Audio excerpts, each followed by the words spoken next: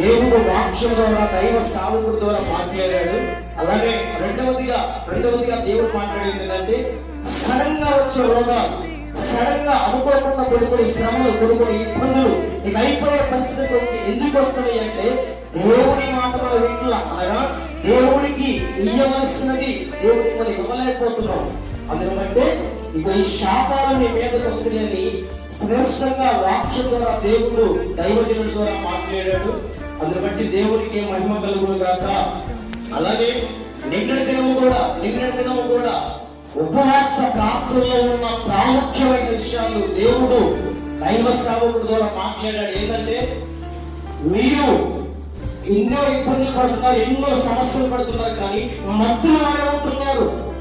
మీ కుటుంబాల్లో ఎన్నో ఇబ్బందులు, ఎన్నో చిక్కులు, ఎన్నో చికాకులు అనుభవిస్తున్నారు, కానీ మత్తులు వల్లే నాకేం తెలియదులే, నా వల్ల కాదులని